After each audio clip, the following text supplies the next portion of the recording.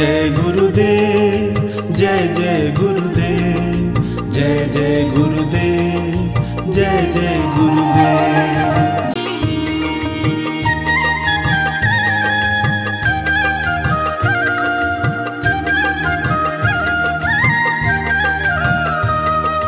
जय जय गुरुदेव, जय जय गुरुदेव, जय जय गुरुदेव, जय जय गुरुदेव।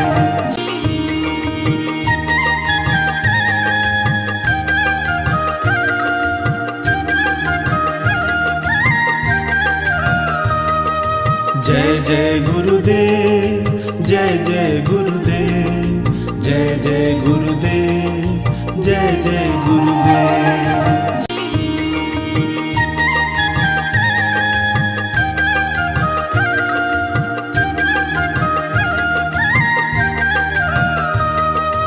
जय जय गुरुदेव, जय जय गुरुदेव, जय जय गुरुदेव, जय जय गुरुदेव।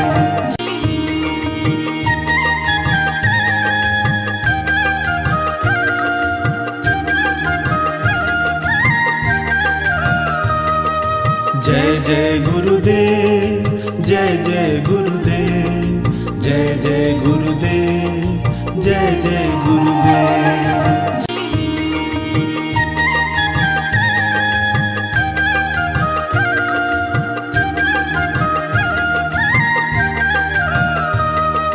जय जय गुरुदेव, जय जय गुरुदेव, जय जय गुरुदेव, जय जय गुरुदेव। मंगलमय मुरत सुरत सुखरूप रसालम दिव्यतनो घनश्याम महद पैरायत प्रसिद्ध गौडपति महद हंस सबताहि मेलायत सही परम गुरु महद शांत सदरूपयनोपम सकृतयंस सेवित विभूति करण निरूपम षोडश चेन संयोगतनोदर अपर बल विभूति षोडशयोक्त कला खट दश दिनो कर ऐश्वर्य दिनो महाद मनोरथ पूरे मन का करण जोग जन वेश प्रगट किए कडंका वन त्रिय अहंकार ज्ञान गम गरजत अद्भुत अनंत यांस विख न पतिताय करण जुतयोपजावन आनंद अहमेव करुणामय करता शरणे सबयांशयनंत जन्म हरता किए निर्मल तनोयांश वंश मेताय मिलाय अंश के तो नहीं कर्म कर्म सब तय छोड़ाय तैसे ही परम गुरु प्रगट सजन सुख जतनोदर श्रीमत कुएर सर्वाग्न गति पर से हो अचराचर जहाँ परम गुरु प्रगट समीप नारायण दासा जुग जग भाजन वे नीचे नीचे नीचे नीचे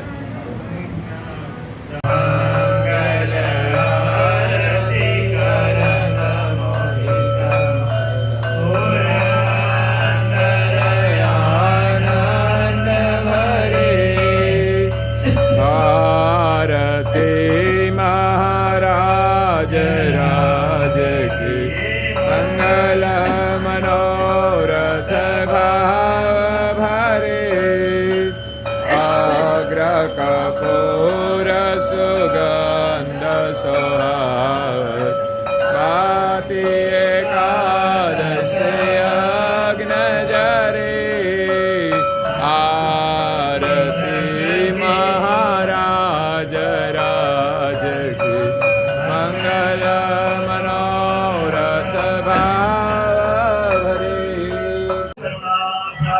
महाराज की जय धाम की जय श्री चल्लास जी महाराज की जय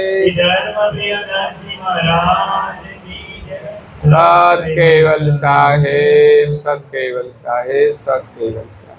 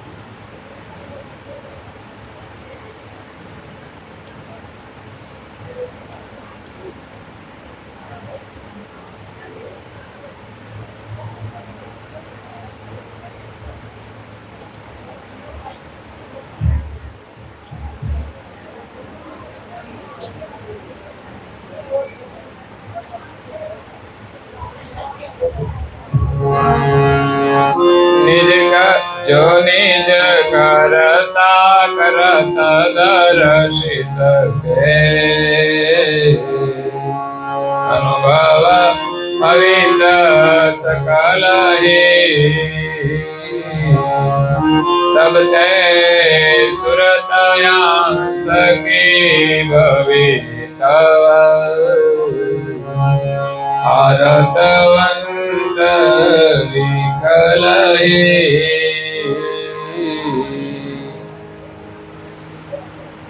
प्रेम भक्तजनों ज्ञान संप्रदायना देश स्थापक अनंत ब्रह्मांडाधीश विश्व नियंता सकर्ता सतकैवलना महाद सजान जान अलौकिक दिव्य स्वरूप ने अनेक न्यायों द्वारा प्रत्यक्ष प्रमाण थी स्व अनुभव थी प्रतिपादन करी आपनार अनंत अंशोना तारणहार परम मोक्षना दाता कैवल धर्म धुरंधर महान समर्थ परम श्रेष्ठ परम विभूतिवान परम दयाळु परम कृपा निधि सर्वज्ञ दिव्य परम गुरु श्रीमद करुणा सागर महाराज विश्वभरना मनुष्य तनुधारी चैतन अंशों ने संबोधीने यथार्थ ज्ञान नो उपदेश आपता स्वरचित सकृत चिंतामणि ग्रंथना 17मा अंगने विषे व्रेह अने वैराग नो उपदेश आपता कहे छे जो निज करता करत दर्शित के अनुभव हवित सकल ही सर्जनहार ने पामवा माटे भगवान ने मेळववा माटे बे चीज जोईशे एक आपणामां एमनो विरह जोईशे सर्जनहार ने पामवानो विरह प्रेम कारण के प्रेम वगर तो कोई वस्तु मळी शकती नथी एटले परमात्मा ने मेळववा माटे प्रेम जोईए संसारना संबंधो टकाववा होय तो पण प्रेम जोईए एवुं नथी के धन संपत्ति होय एटले संबंधो टकी जाय मोटा मोटा धनवानोना संबंधो तूटे छे छूटे छे अने सामान्य परिवारोनी अंदर गरीब परिवारोनी अंदर झूपड़ाओनी अंदर पण प्रेम संबंधो रहे छे ए प्रेमथी रहता होय छे અને સુખનું મૂળ પણ પ્રેમ છે. એટલે એ પ્રેમ કોઈ વાસના નથી, પણ કર્તવ્યનો પ્રેમ હોય છે, સંબંધોનો પ્રેમ હોય છે, લાગણીનો પ્રેમ હોય છે. એટલે પ્રેમથી જ આપણને સુખ મળે છે. પરંતુ આજે માણસ પૈસા માટે પ્રેમનું પણ બલિદાન આપી દે છે. પૈસા જરૂરી છે, પણ એનાથી વિશેષ પ્રેમ છે. પરિવારને જોડવા માટે મહત્વનો પ્રેમ છે, નહીં કે પૈસા. વ્યક્તિ પરિવારનો પ્રેમ છોડીને પૈસાની પાછળ દોડશે તો એનો પરિવાર સુખી નહીં થાય. એક ધનવાન પરિવાર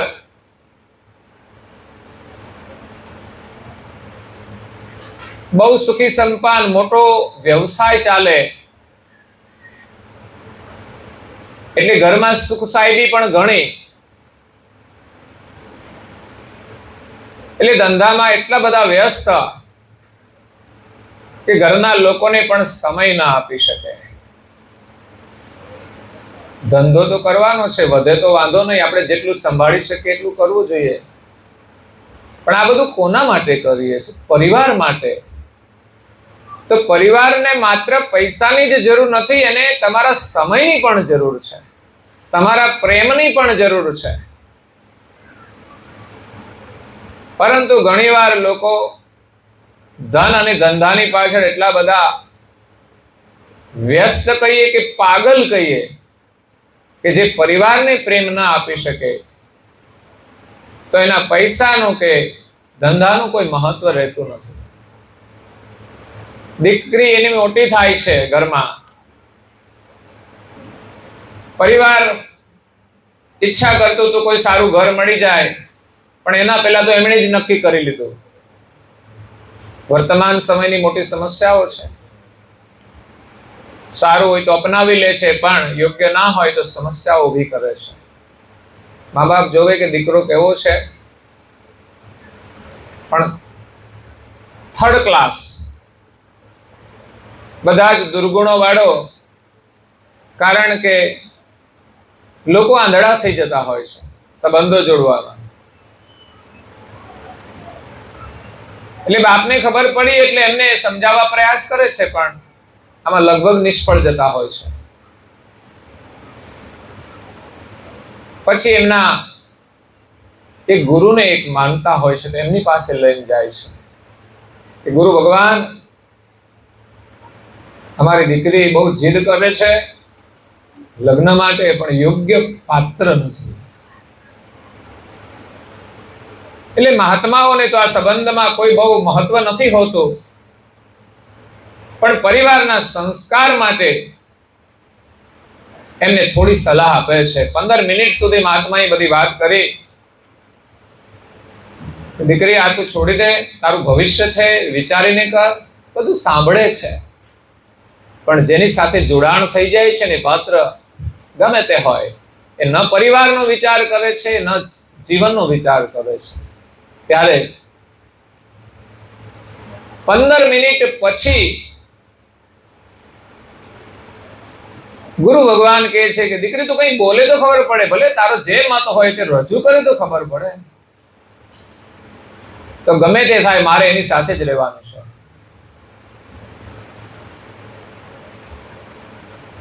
એના બાપુજી પણ સામે બેઠા છે. એ એમ કહે છે કે એ ત્યાં જો જોડાશે ને તો હું કહે છે સુસાઇડ કરી લઈશ. કારણ કે પોતે ધનવાન છે, સારા લોકો સાથે સંબંધો છે, એમાં કહે છે મારી ઇજ્જતનું શું? સમસ્યાઓ તો બનતી જ હોય છે, પરંતુ આપણે પહેલા જાગવું જોઈએ. જ્યારે સમસ્યા ઘટી જાય પછી આપણે કંઈ પણ પ્રયાસ કરીએ નકામું છે. આવા કિસ્સાઓ એકની રોજ બનતા હોય છે, ન્યૂઝમાં આવતા જ હોય છે. પણ આ તો એક મહાત્મા પાસે આવ્યા એટલે એમની કહેલી વાત છે. આ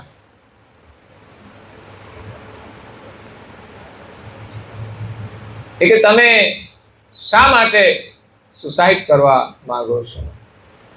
તો કે મારી ઇજ્જતનું શું?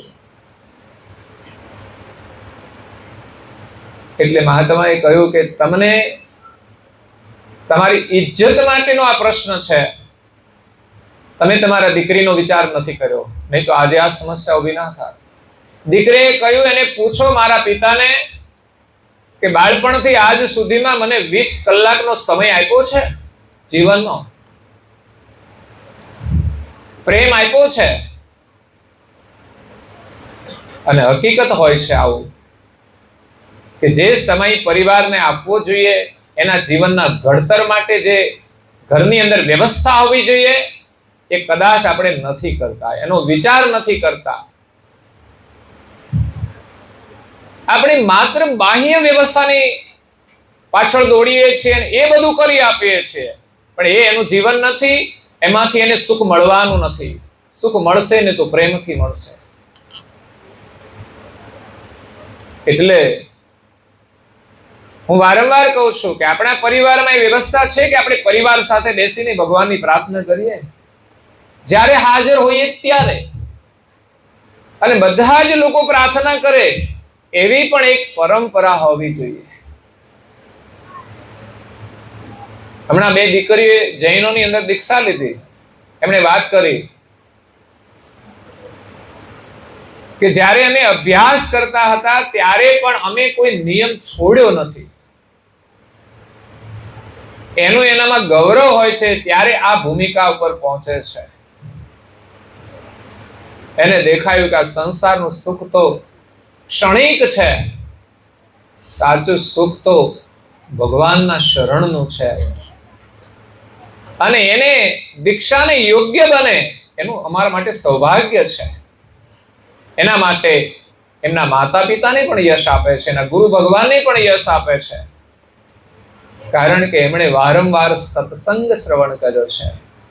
આપણા ઘરમાં છે કોઈ વ્યવસ્થા સત્સંગ સાંભળવાની, સત્સંગ કરાવવાની? આ નિમિત્ત છે, થાય છે, પણ આનાથી આપણો રસ કાયમને માટે સત્સંગમાં જોડાવો જોઈએ.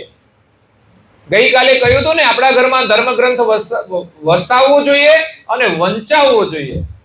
રોજ 5-10 મિનિટ છોકરા સાથે બેસી, પરિવાર સાથે બેસી, માત્ર 15 મિનિટ. પણ આજે બધા મોબાઈલની અંદર એટલા વ્યસ્ત છે કે સારા કામ માટે એને સમય મળતો નથી. પછી છોકરા કંઈક જુદું કરીને આવે ત્યાર પછી કે હું સુસાઇડ કરી લઉં. પણ શા માટે?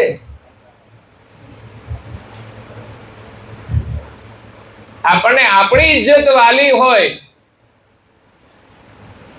પણ આપણે છોકરાઓના ભવિષ્યનું વિચારીને ચિંતા કરવી જોઈએ. એટલે સત્સંગ આપણે રોજ કરી શકીએ એવો આ સમય છે. મેં કહ્યું હતું કે ગ્રંથ આપણને ફ્રીમાં મળી શકે. 500 નું એક પુસ્તક હોય, આજે આપણને ઘર બેઠા ફ્રીમાં મળી જાય. કેવી રીતે? કે આજે મીડિયા છે, PDF ફાઇલ હોય, તમને સેન્ડ કરે તો તમને આખો ગ્રંથ મળી જાય. તમને જ્યારે સમય મળે ત્યારે તમે અભ્યાસ કરી શકો, કારણ કે બધા જ ગ્રંથો આપણા મોબાઈલની અંદર આવી જાય. બાકી તો એક પુસ્તક જોડે લઈ જવામાં ભાર લાગે થોડો. પરંતુ પહેલાના સમયની અંદર લોકો સાથે સારા પુસ્તકો રાખતા હતા. આપણા બાળકોના સુખ માટે, બાળકો માટે આપણે વ્યવસ્થા કરીએ છીએ, પરંતુ વિચારવાનું છે એના જીવનમાં સારા મિત્રો જરૂરી છે. બગડે છે ક્યાંથી? ઘરમાંથી નહીં, પરંતુ બહાર ગયા પછીની આ સમસ્યાઓ છે. અને એને ઘરમાંથી એવા સારા વિચારોને આપણા પરિવાર સાથે જોડી દઈએ, એટલો પ્રેમ આપીએ, એટલા સંસ્કાર સંપન્ન બનાવીએ કે ક્યારે એ સંસ્કારને ભૂલે નહીં. બહાર તો ઘણા બધા બાળકો જતા હોય છે, બધા આવું નથી કરતા, અને ઘણી વાર તો જોડાઈ ગયા પછી પણ ભટકી જતા હોય છે. યોગ્ય પાત્ર સાથે જોડાયા પછી પણ ભટકવાની સમસ્યાઓ છે.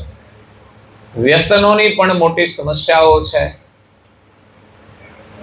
હું તો એમ માનું છું કે જ્ઞાન સંપ્રદાય એટલે જ્ઞાનનો સંપ્રદાય છે, તો બધાની અંદર જ્ઞાન હોવું જોઈએ, જાગૃતિ હોવી જોઈએ. એક પણ અનુયાયી કે અનુયાયીનો બાળક વ્યસની ના હોવો જોઈએ. આ જાગરણ આપણે કરવું જોઈએ પરિવારમાં. પહેલા તો વડીલોએ સમજવું પડે. પતિ અને પત્ની ઘરમાં રહેતા હોય, બાળકોને સંસ્કાર આપવા હોય, તે બંને જાગવું પડશે. માત્ર વ્યવસ્થા કરી અને માત્ર પૈસા જ કમાવાથી બાળકો સંસ્કારી નથી બનતા. પણ એક તો ધાર્મિક ક્રિયાની પરંપરા હોવી જોઈએ. અને પતિ અને પત્નીનો વ્યવહાર બાળકોની ઉપસ્થિતિમાં ક્યારે અનુચિત ન હોવો જોઈએ. બાળકોની હાજરી હોય ને બંને ગમે તેમ આવેશમાં આવીને બોલતા હોય, ગુસ્સામાં બોલતા હોય, યોગ્ય નથી. ક્યારે આપણા ગુસ્સાનું દર્શન આપણા બાળકોને થવું ના જોઈએ. મતભેદ હોય તો પણ બહુ સમજપૂર્વક કામ કરવું જોઈએ. બાળકોની ઉપસ્થિતિ છે એનો હંમેશા ખ્યાલ રાખવો જોઈએ. પણ આ તો કેવા લડતા હોય છે ખબર ના પડે. ક્યારેક તો અમે એમના ઘરમાં જઈએ ને કંઈક થોડો સમય રોકાઈએ ને તો એના સ્વભાવની આપણને ખબર પડી જાય, એના બેના વ્યવહારની. નહીં તો કોઈની હાજરી હોય ત્યારે તો આપણે થોડી મર્યાદા રાખતા હોઈએ છીએ. પણ બાળકોની મર્યાદા બાળપણથી રાખવી જોઈએ. કદાચ ભૂલી જતા હશે આવેશમાં આવીને. આવું જોવા મળે છે ને, તમે અનુભવ કરતા હશો કે બાળકોની મર્યાદા તમે કેટલી રાખો છો. તમે ન રાખી તો સમજવાનું, મોટા થયા પછી તમારી મર્યાદા નહીં રાખી શકે. એટલે સંસ્કાર એ પરિવારમાંથી જ મળે છે, માતા પિતા દ્વારા જ મળે છે. આપણા જે ધર્મગ્રંથો છે એમાં કેવી રીતે પતિ પત્નીએ રહેવું જોઈએ, કેવી રીતે ભાઈઓએ રહેવું જોઈએ, કેવી રીતે બાળકોએ રહેવું જોઈએ, બધાનું જ્ઞાન છે એમાં. પણ આપણો અભ્યાસ છૂટી ગયો છે. આપણે એનાથી અલગ થતા જઈએ છીએ. વર્તમાન સમય અને વ્યવસ્થા જે પણ હોય એનાથી પ્રભાવિત થઈને આપણી પરંપરાઓને ના ભૂલવી જોઈએ. ધર્મનું ગૌરવ ના ભૂલવું જોઈએ. એટલે સર્જનહારને પામવા માટે અમૂલ્ય ચીજ એ પ્રેમ છે. પ્રેમ માત્ર કોઈ પતિ પત્નીના સંબંધમાં જ નથી આવતો. પ્રેમ દરેક સંબંધમાં જોડાયેલો છે. પિતા અને પુત્રનો પ્રેમ છે, બે ભાઈનો પણ પ્રેમ છે. તમે રામાયણ જુઓ તો આપણને એક પ્રેમનો આદર્શ બોધ આપે છે. એક આદર્શ રાજાનો પ્રેમ પ્રજા પ્રત્યે કેવો હોય, બંને ભાઈઓનો કે બધા ભાઈઓનો પ્રેમ એકબીજા પ્રત્યે કેવો હોય, એ રામાયણ બોધ આપે છે. એક પત્નીનો પતિ પ્રત્યે પ્રેમ કેવો હોય કે પિતાની આજ્ઞાથી પતિને વનવાસ મળે છે તો પત્ની શું કરે છે? એની સાથે જવાનો સંકલ્પ કરે છે. કારણ કે ઘરના વૈભવનું સુખ ગમે તેટલું હોય, પતિના વિયોગમાં એ સુખ બધું નકામું હોય છે. એ સાચું સુખ નથી. પતિની પસંદગી સંપત્તિથી નહીં, એના વ્યવહારથી કરવી જોઈએ. એની સાથે સંબંધ જોડવાનો હોય ત્યારે બધા ડિસ્કસ તો કરતા જ હોય છે. જેને શું કહેવાય, ઇન્ટરવ્યુ લેતા હોય કે પછી બીજું કંઈ કહેતા હોય. પણ ડિમાન્ડ શું હોવી જોઈએ? શું પૂછે છે લોકો?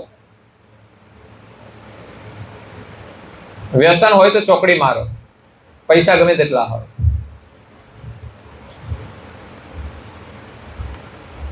બીજો ગુણ છે કે એ સંયુક્ત પરિવારમાં રહેતા હોય ને તો સમજવાનું એની અંદર સહનશીલતા હશે, બધાની સાથે રહેવાની ક્ષમતા હશે.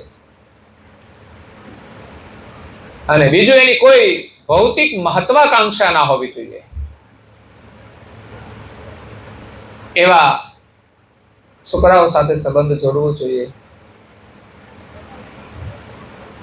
અને એક નવા પાત્રનો સંબંધ જોડાવાનો હતો. એટલે દીકરાએ કીધું, એની એક જ ડિમાન્ડ હતી, અને હું કોઈ એવી ડિમાન્ડ રાખે ને છોકરો પસંદ કરવો જોઈએ, અને એવી ડિમાન્ડ કરવી પણ જોઈએ. અત્યારે તો ઠેકાણા ના પડે, જેવું મળે એવું ગોઠવી દો. સમય જાય છે. અરે સમય જતો રહે ને કુંવારો રહી જાય તો રહેવા દો, પણ ગમે તેની સાથે નહીં ગોઠવી દેવા. કોઈ શરતથી નહીં. શરત એવી હોવી જોઈએ, છોકરો વિદેશમાં છે, સારું છે. છોકરી તો કે એને ઘરનું મકાન નથી, એને થોડી બીમારી પણ છે, કે કઈ વાંધો નહીં, બધું ચાલશે, પણ લગ્ન થયા પછી મારા માતા પિતાની સેવા કરવા, એને જરૂર હોય ત્યારે આપણે એની સેવા કરવાની, બસ આટલી જ ડિમાન્ડ છે. અને આ મહત્વપૂર્ણ ડિમાન્ડ છે, સંસ્કારની કસોટી કરે એવી ડિમાન્ડ છે. અને એ લાગણી હોવી જ જોઈએ. મનસ્વી રીતે જીવવાનો કોઈ અર્થ નથી.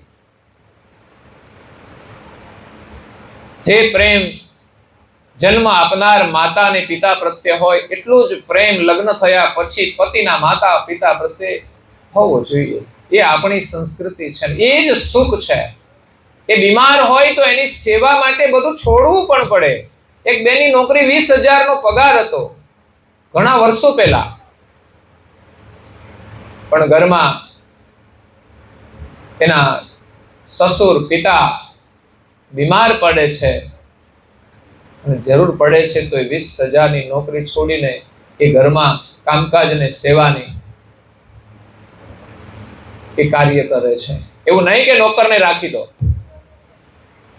આપણી મેન્ટાલિટી એવી છે કે જરૂર પડે તો માણસ રાખી લો. મા બાપથી અલગ રહેવું એ પણ આપણી સંસ્કૃતિ નથી. પેલા તો 2-4 છોકરાઓ હતા એટલે કોઈના ભેગા રહેતા. હવે તો એક છોકરા હોય, જાય ક્યાં મા બાપ?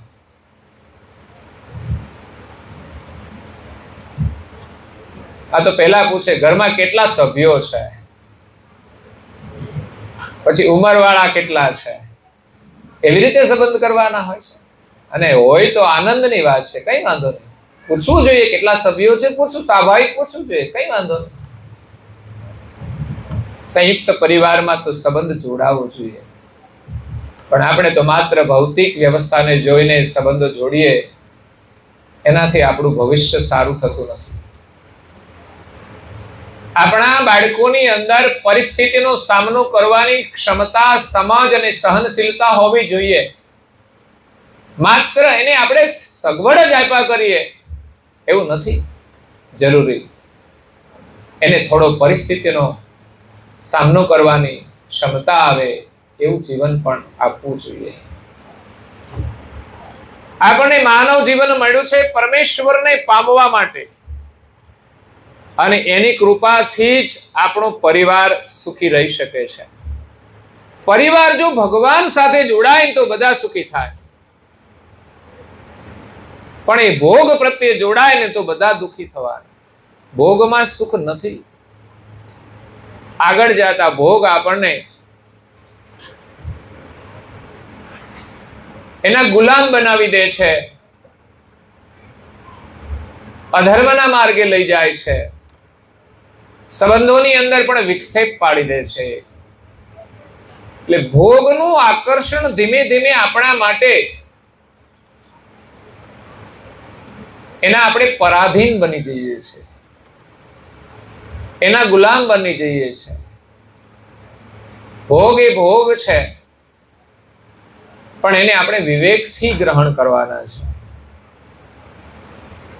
જરૂરિયાત છે જે વસ્તુની, એને વિવેકથી ઉપયોગ કરવામાં આવે તો બધી જ વસ્તુ ભગવાને સુખ માટે બનાવી છે. એના માટે કોઈ નફરત નથી કરવાની. પણ ભોગના જો આપણે ગુલામ બનીશું તો સમજવાનું આપણા જીવનમાંય સુખ નહીં રહે, શરીરનું સુખ નહીં મળે, પરિવારનું સુખ નહીં મળે, અને ભોગની અંદર આપણું જીવન વ્યર્થ જશે. માનવ જીવન મળ્યું છે આપણને, જેમણે આ જગત બનાવ્યું છે, જેણે આપણને ઉત્પન્ન કર્યા છે, એવા સર્જનહારને ઓળખવા માટે, એનું ભજન કરવાથી તો એવું સુખ મળે છે કે સુખની કોઈ વ્યવસ્થા ના હોય છતાં પણ કોઈ દુઃખ નથી રહેતું. ભગવાનનો પ્રેમ એવો છે કે એના આગળ સુખની કોઈ ડિમાન્ડ જ નથી રહેતી. એક નાનું બાળક હોય, માતા અને પિતા પ્રત્યેનો એનો પ્રેમ બાળપણની અંદર જે હોય છે અદ્ભુત હોય છે. એ માતાની ગોદમાં બેસે ને એટલે બધું જ ભૂલી જાય. ગમે એવું કિંમતી રમકડું હોય બધું જ ભૂલી જાય. તો એ સાચું સુખ છે માતા પિતા સાથેના પ્રેમની અંદર. એમ આ સારા સંસારની અંદર આપણે જે કઈ સાધનો મળે જરૂર ના હોય, પરંતુ સાચું સુખ જેણે આ બધું બનાવ્યું છે અને એ જ આપણને સુખ આપી રહ્યા છે, એના વગર તો આપણે સુખ મેળવી શકવાના જ નથી. સુખની વ્યવસ્થા એમણે કરેલી છે. આપણા શરીરની વ્યવસ્થા એમની છે, બહારના સાધનોની વ્યવસ્થા એમની જ કરેલી છે. આ ટેકનોલોજી કોઈ વૈજ્ઞાનિકોએ નથી બનાવી, એને શોધી છે. બનાવેલી છે તો ઉપરવાળાએ. એને ખબર છે સમયનું પરિવર્તન થશે, એની વ્યવસ્થા માટે આ બધું જરૂરી છે. એક સમય આ બધું નષ્ટ થઈ જવાનું, પણ ફરી પાછું જે વ્યવસ્થા હશે એ પ્રમાણે આ જગત ચાલ્યા જ કરવાનું છે. આપણે તો માત્ર આવીને જતા રહેવાના છીએ. આ શરીરમાં આવીને જતા રહેવાના, આ ઘરમાં આવીને જતા રહેવાના. આપણને સંપત્તિ મળશે, એમાંથી પણ આપણે પસાર થઈ જવાના. પણ આ બધાની વચ્ચે, પરિવાર વચ્ચે આપણે જીવા કેવું એ મહત્વનું છે. એમાંથી આપણને શું મળ્યું? સંસારના પદાર્થોથી આપણને સુખ નથી મળવાનું. સાચું સુખ તો આપણે કોણ છીએ ને એનો વિચાર કરવામાં છે. અને એનો વિચાર કરીએ ને બધા જ પરિવારના સભ્યો વિચાર કરે તો આપણે એક જ ભગવાનના સંતાન છીએ. તો લડાઈ ને ઝઘડો તો ત્યાં સમાપ્ત થઈ જાય છે. આ સમજણથી રહીએ ઘરમાં તો ઝઘડો રહેતો નથી. આમે આપણે પરિવારમાં તો બધા એક મા બાપના જ હોઈએ છે, પણ છતાંય મોટા થયા પછી મારું તારું તો આવી જ જાય છે. બાળપણની અંદર આપણે એક જ પરિવારના સભ્યો હોઈએ ને સાથે રહેતા હોઈએ, એ મોટા થયા પછી પણ એ જ ભાવનામાં રહેવું જોઈએ. ભલે બે ભાઈ હોય અલગ થઈ જાય, વ્યવસ્થા માટે અલગ થઈ જાય, પણ અંદરથી જુદા ના હોવા જોઈએ. એકબીજાને કઈ પણ જરૂરિયાત હોય તો બંને એક જ છે એ પ્રકારે એકબીજાને મદદ કરવી જોઈએ. એ ભાવનામાં સુખ છે. રામને વનવાસ મળે છે, લક્ષ્મણને નથી મળ્યો. પણ લક્ષ્મણ એ પોતાના પરિવારનું સુખ છોડીને, વ્યવસ્થા અને રાજ્યનું સુખ છોડીને એ રામની સાથે એનો ત્યાગ કરે છે. એ ભાઈનો પ્રેમ હતો, રામ સાથેનો એનો પ્રેમ હતો. નહીં તો કઈ પત્નીનું સુખ છોડીને કોઈ ભાઈને મદદ કરવા જાય. અને પત્ની જવા દે, એ પત્ની કેવી ત્યાગ ભાવના વાળી હશે કે એના ભાઈના પ્રેમ માટે વનવાસની અંદર એમને મોકલે છે. બધા જ ભાઈઓનો પ્રેમ એટલો બધો અદ્ભુત છે. ભરતને ગાદી આપે છે, છતાંય ગાદી લેવા તૈયાર નથી. અને આજે લોકો જમીન માટે લડી મરે છે, ઘર માટે લડી મરે છે, સંપત્તિ માટે લડી મરે છે. જ્યારે ભરતને એની માતાએ, એના પિતાએ કહ્યું કે ભરતને ગાદી, માતાએ વચન માંગેલું, એમાં પિતાએ મજબૂર હતા. એટલે એને કહ્યું કે રામને વનવાસ, ભરતને ગાદી. પેલા તો ભરતને ગાદી માંગી તો કઈ વાંધો નથી, ભરત ગાદી ઉપર બેસે. રામને તો કોઈ એ મહત્વાકાંક્ષા નહોતી કે હું ગાદી ઉપર બેસું. એ તો સ્વયં પોતાની ગાદી ઉપર હતા. માણસનું જે જીવન છે ને એ જ પોતાની ગાદી છે. બહારની તો એક વ્યવસ્થા હોય છે,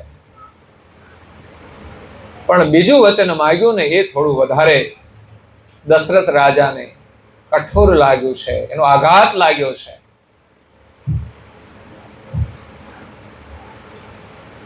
એટલે રામાયણ એમ કે છે કે બહેનોને બહુ વચન ના આપી દેવા, નહીં તો ક્યારેક ફસાવી દે. એ પણ એ વચન આપી દીધેલું હોય એટલે એ પણ એની એક લગામ છે કે પોતાની ઈચ્છા પ્રમાણે ઘોડાને ચલાવી શકે, પણ ખોટી રીતે નહીં ચલાવવું જોઈએ. એણે એના વચનનો દુરુપયોગ કર્યો છે. પોતાના સ્વાર્થ માટે ભરતને ગાદી માંગી. કદાચ એને એમ છે કે રામ અહીંયા હશે તો પાછી ગાદી લઈ લેશે, એટલે એને વનવાસ 14 વર્ષનો આપી દીધો. પણ રામે સ્વીકારી લીધો છે. આપણા જીવનમાં જે પરિસ્થિતિ પ્રારબ્ધ અનુસાર આવે એની સ્વીકારવાની આપણી તૈયારી હોવી જોઈએ, અને એ પરિસ્થિતિમાં આપણે હંમેશા સારું કામ કરવું જોઈએ. એટલે રામાયણ આપણને એક આદર્શ જીવન જીવવાનો બોધ આપે છે. સર્જનહારને પામવા માટે પ્રેમ જોઈએ. પ્રેમ પરમાત્માએ આપણને આપેલો છે, યાદ રાખજો. આ જગતની રચના કરી, એમાં શરીરો બનાવ્યા, અને એની અંદર જે ચૈતન્ય અંશોને મૂક્યા, એ અંશ આપણે કૈવલના છીએ. દેવો પણ કૈવલના જ અંશ છે. એને મોટા બનાવીને એને જવાબદારી સોંપી છે. એને જગત નથી બનાવ્યું, એ માત્ર સંચાલન કરે છે.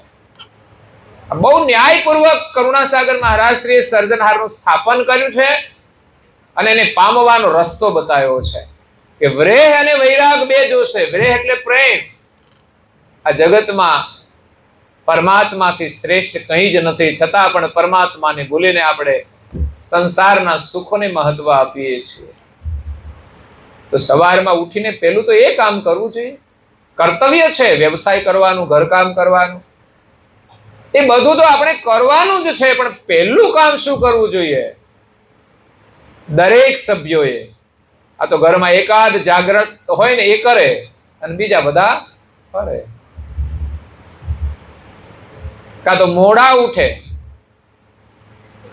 ગાયો ભેંસો ઘરમાં રાખે છે હજુ લોકો, અને ઘણા બધા સુખી થઈ ગયા, ભાગશાળી થઈ ગયા કે હવે આ બધું નથી કરવું પડતું. તો ગાયો ભેંસો રાખે તો કેટલા વાગે ઉઠવાનું? તો કે 4 વાગે. અને ગાયો ભેંસો ના હોય તો પછી તો કઈ જરૂર નહીં. પછી કેટલા વાગે ઉઠવાનું? 6, 7, 8 જેવું. તો ગાયો ભેંસો ભગવાને આપણા પાસેથી લઈ લીધું તો આપણા ઉપર કૃપા જ કરી છે ને. તો પછી ગાયો ભેંસો વાળા 4 વાગે ગાયો ભેંસોની સેવા કરવા માટે ઉઠતા હોય તો આપણે ભગવાનની સેવા માટે ના ઉઠીએ? એ પ્રેમ આપણામાં હોવો જોઈએ ભગવાન પ્રત્યે. ભગવાને આપણા ઉપર કૃપા કરી છે, આપણે સુખી કર્યા છે. મજબૂરી હોય તો આપણે ઉઠવું જ પડે. 3 વાગે બહેનો ઉઠે છે, મેં જોયું છે. કારણ કે એને બીજું કઈ સામાજિક કામ હોય ને બહાર જવાનું હોય ને તો એક દિવસ વહેલા થોડા ઉઠીને પણ એનું બધું કામ કરીને જાય છે. તો સંસાર પ્રત્યે જો આટલું બધું આપણે કરી શકતા હોઈએ તો ભગવાન માટે કેમ ના કરી શકીએ? અને આ સંસ્કાર બધાની અંદર હોવા જોઈએ. બહેનોમાં પણ હોવા જોઈએ, ભાઈઓમાં પણ હોવા જોઈએ. અને આપણી ભાવિ પેઢી છે, બાળકો, એને પણ બાળપણથી વહેલા ઉઠાડવાની તો આદત પાડવી જ જોઈએ. સૂર્યોદય પછી ઘરમાં કોઈ સૂવું ના જોઈએ. અમે જોઈએ ઘણા સુખી ઘરના હોય કે આદત હોય, લોકો છોકરાઓ મોડા સુધી ઊંઘતા હોય છે.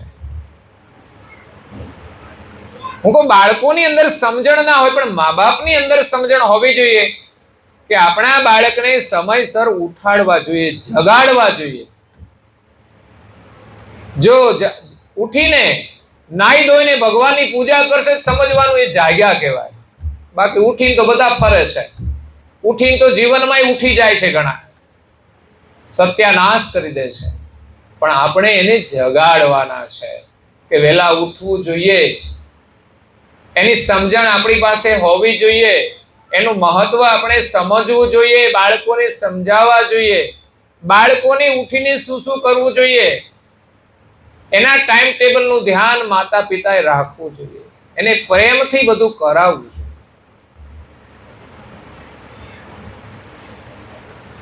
આ વર્ષ મારા માટે મહત્વનું છે. દીક્ષા લીધી, સાધુ દીક્ષા, એને 24 વર્ષ થયા અને 25મા વર્ષનો પ્રારંભ થાય છે. વૈશાખ પૂર્ણિમાથી થયો છે. 2-3 મહિના ગયા છે, 2 મહિના. તો એમ થયું કે ભાઈ આપણી જે ધાર્મિક પરંપરા છે, દીક્ષા વિધિ એક સંસ્કાર છે, તો એનો 25મું વર્ષ એટલે રજત વર્ષ કહેવાય. તેની ઉજવણી આપણે કરીને પરમ ગુરુના સૌને આશીર્વાદ મળે એવો વિચાર થયો. એટલે આપણે તો નવું તો કંઈ નથી કરવાનું, બસ લોકોમાં જાગરણ થાય નેમી બનવાનું. આપણે કંઈક નિયમ પાડીએ છીએ, પણ નિયમની અંદર દ્રઢ નિષ્ઠા, બને ત્યાં સુધી નિયમ ના છૂટે એવો દ્રઢ નિશ્ચય 1 વર્ષ માટે કરીએ અને નવા નિયમોને લેવા માટેનો પ્રયાસ કરીએ. આપણે હંમેશા આપણા ઘરમાં સુખ સુવિધા વધે એવો પ્રયાસ કરીએ છીએ. એવું ક્યાંય નથી વિચારતા કે બસ હવે આટલું બહુ થઈ ગયું. તો પછી નિયમોની અંદર પણ ક્યાંય પૂર્ણ વિરામ નહીં. જેમ જરૂર લાગે એટલા નિયમો આપણે વધારવા જોઈએ. તો એના માટે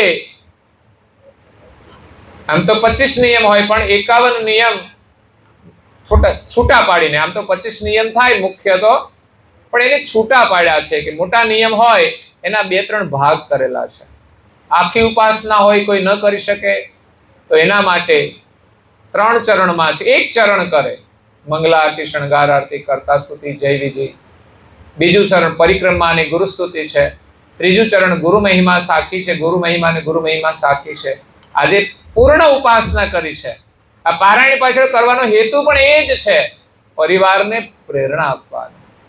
આ કાર્યથી સદગત આત્માને શાંતિ તો મળે જ છે, પણ વિશેષ પરિવારને પ્રેરણા મળે. અને આમાંથી આપણે નાનકડી શરૂઆત એટલે જય વિધિ, વધારે કહીને 1 જય વિધિનો પ્રારંભ કરીએ જીવનમાં. સવારે મંદિર આગળ ગુરુ મહારાજ આગળ બેસીને જય વિધિ બોલીને પ્રણામ કરીએ. આવા નાનકડા નિયમ પણ છે, એટલે જુદું પાડીને 51 નિયમોનું નિયમ પત્રક બનાવ્યું છે, સંકલ્પ પત્ર. અને એ પત્ર તમને બધાને, જે કોન્ટેક્ટ નંબર હશે બધાને મળી શકે છે, અને જેને મળે બીજાને પણ આપી શકે છે. એટલે એક વ્યક્તિનો ફોન નંબર હોય પરિવારનો કે ગામનો હોય તો ગામની એક વ્યક્તિ પણ ગામના લોકોને બધાને પહોંચાડી શકે છે, ફોન દ્વારા, વોટ્સએપ દ્વારા. એની એક લિંક છે, તમે ટચ કરો એટલે ખુલશે, એટલે આખું પરમ ગુરુના દર્શન થશે, એમાં શ્લોક હશે, એનું સ્મરણ કરીએ અને બીજા નિયમોનું અધ્યયન કરીએ, અને આપણાથી જેટલા પાડી શકાય એટલા. આપણે વિચારીને કામ કરવાનું, ચિંતન. મેં પહેલો વિચાર લખ્યો છે ઉપર સૂચના, કે તમે આ નિયમ ધ્યાનથી વાંચજો.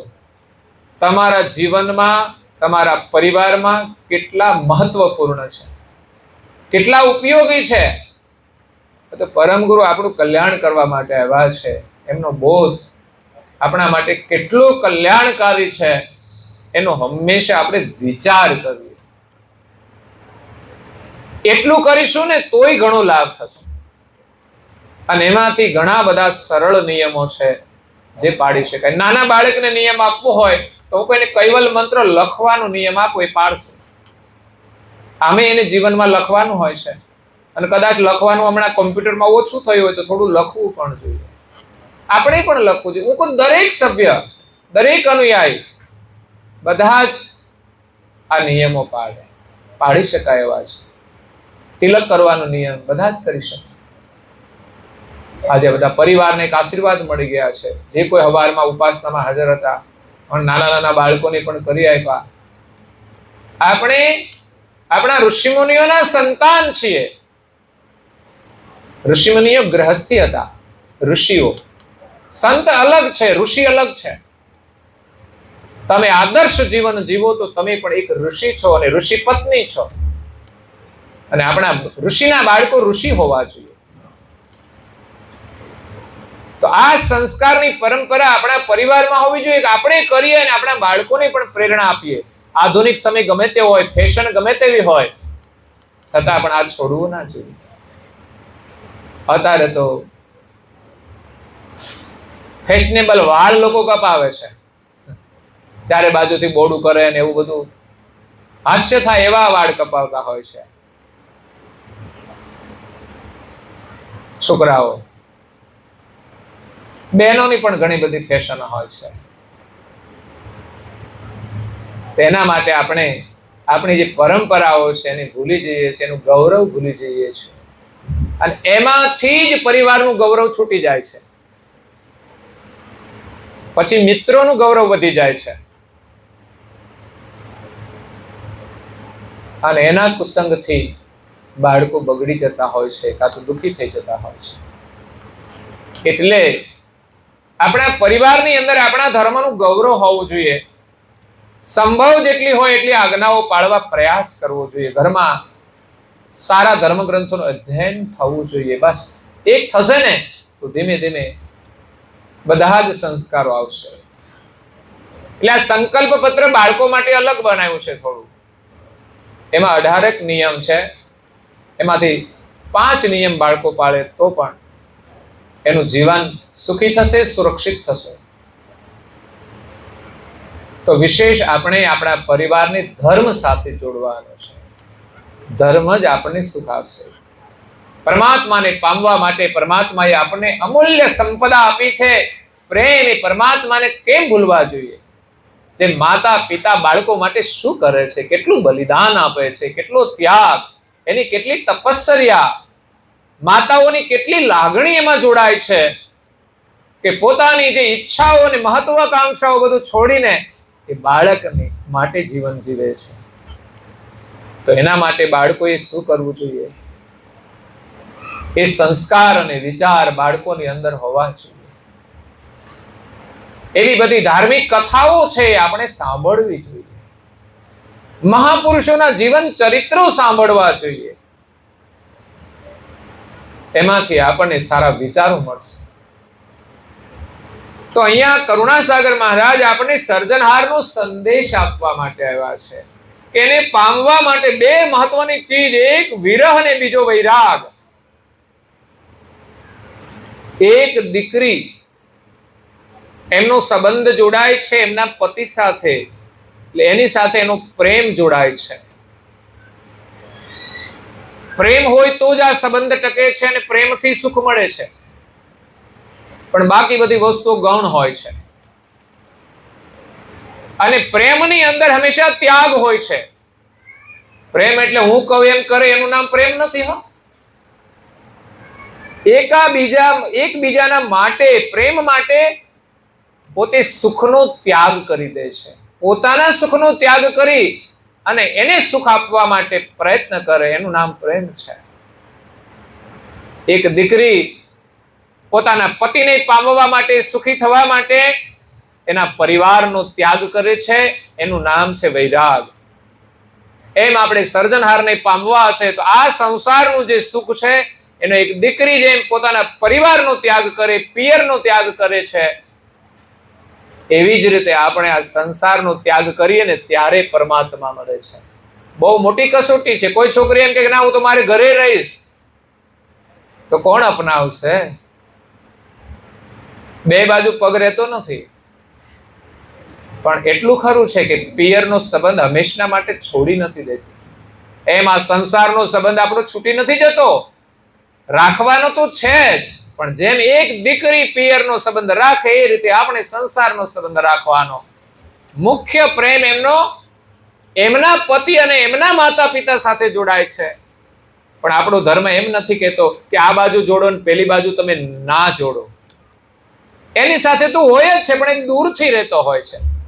અહીંયા આપણે એની સાથે રહેવાનું હોય એટલે એ પ્રેમ પાછો વિશેષ ગણાય. કારણ કે જે માતા પિતા હાજર હોય એની સેવા કરવાની હોય એ સાચો પ્રેમ છે.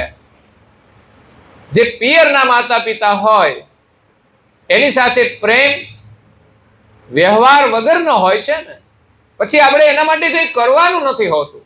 આ જરૂર પડી હોય, ઘરની એવી પરિસ્થિતિ હોય, ઘરમાં ભાઈ ના હોય તો બહેનની થોડી જવાબદારી બની જતી હોય, એ સમયે પતિ પણ એને સ્વીકારે કે એના માતા પિતા છે ત્યાં કોઈ નથી, કે એવી પરિસ્થિતિ હોય તો લોકો એકબીજા સ્વીકારતા હોય છે, એકબીજાની મદદરૂપ થતા હોય છે.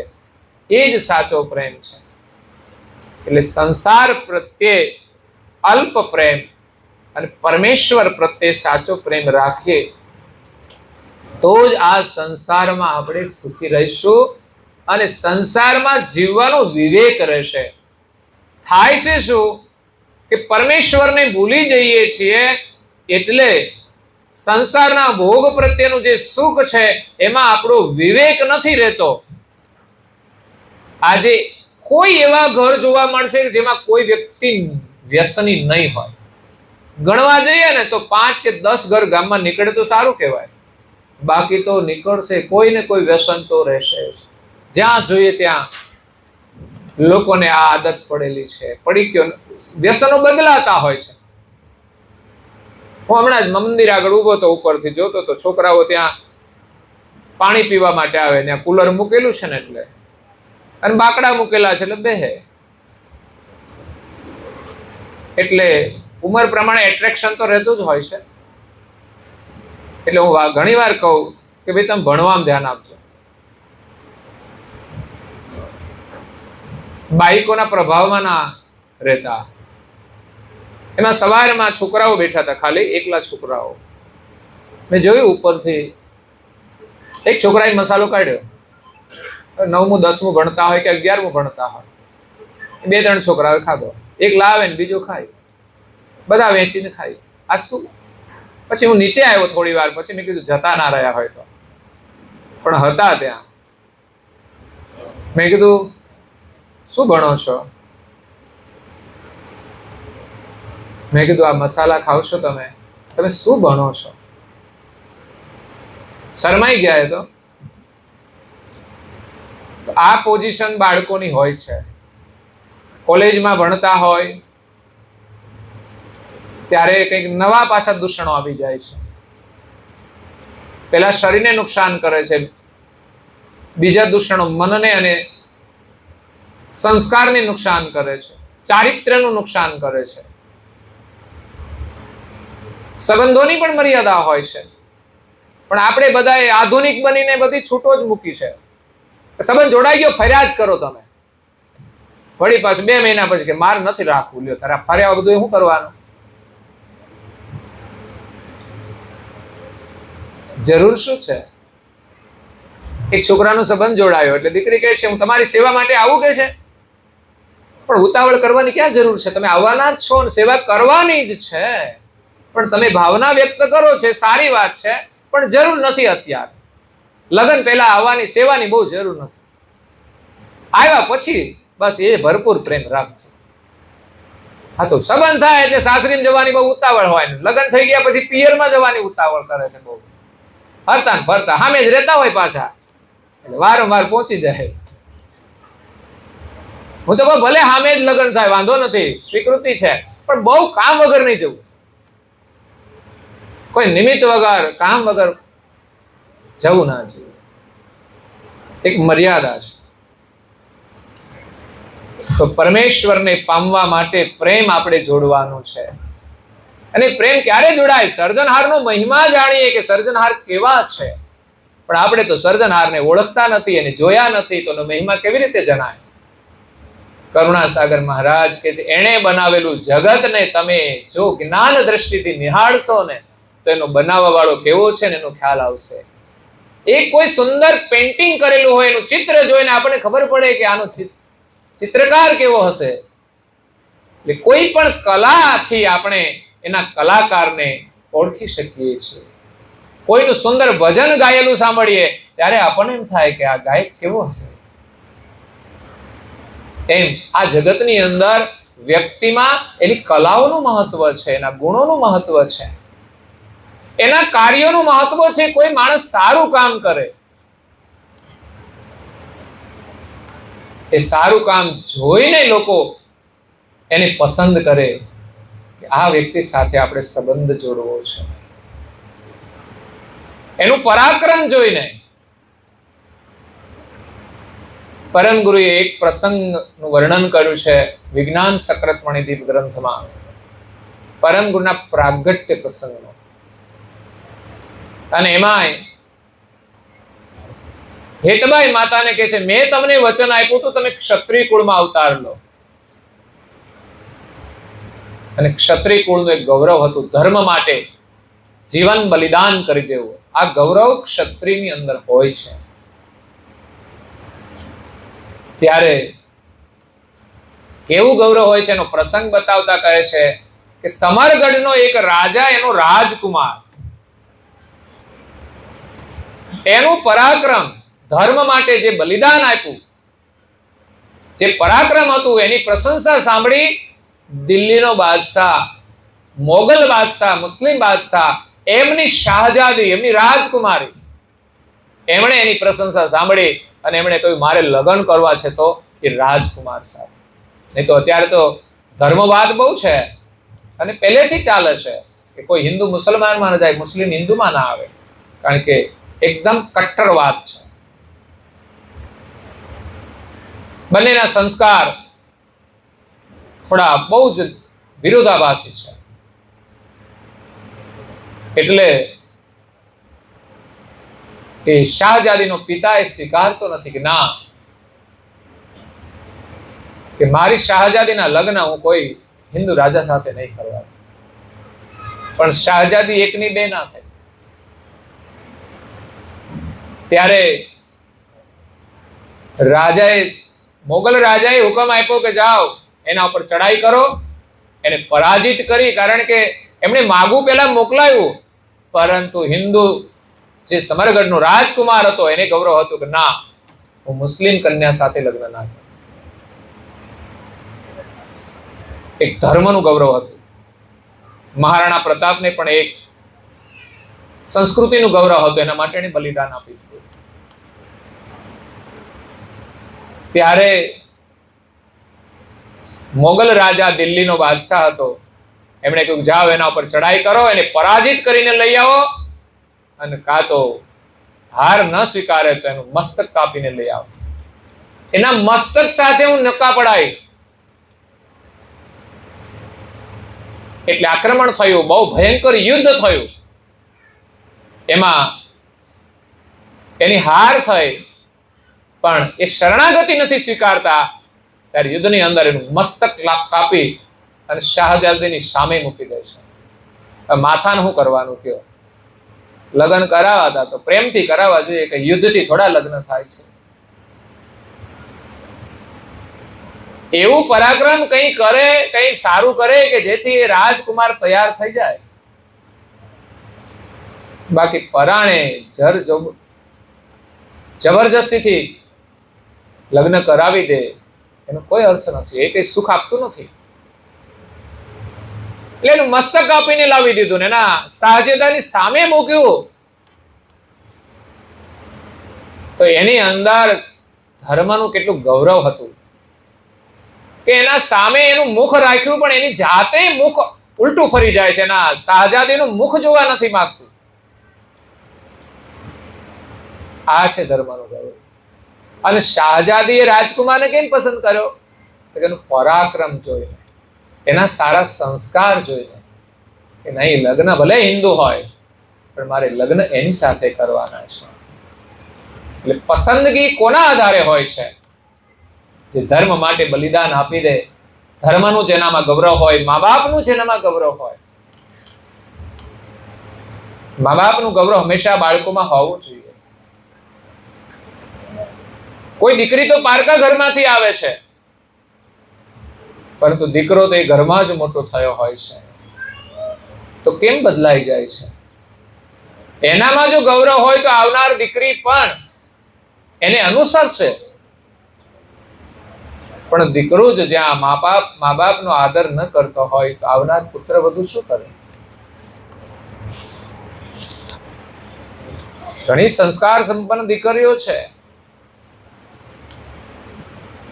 એમના પતિને સંસ્કાર આપતી હોય છે કે પેલા માતા પિતાને પ્રણામ કરો, એમનો આદર કરો, પછી આપણે બધું કામ કરવાનું. તો કર્તાને મેળવવા માટે આપણી પાસે પ્રેમ જોઈએ અને વૈરાગ. એટલે સંસારમાં બહુ મોહ નહીં રાખવાનો. પરિવારની સાથે ભરપૂર પ્રેમ રાખો. તમે આપી શકો તેટલો પ્રેમ આપો, પણ મોહ ના હોવો જોઈએ. આ બંને વચ્ચેની જે ભેદ રેખા છે ને, એ આપણે સમજવી પડશે કે પરિવાર પ્રત્યે આપણો પ્રેમ છે કે મોહ છે. જો માત્ર ને માત્ર ભૌતિક સુખ માટે તમે કરતા હો તો સમજવાનું એ મોહ છે, અને સંસ્કાર માટે તમે કરશો તો એ તમારો પ્રેમ હશે. બાળકોને ભૂખ્યા રાખતા આપણે શીખવાડવા પડતા હોય છે, ઉપવાસ ને આ બધું શા માટે? એક સંસ્કાર છે.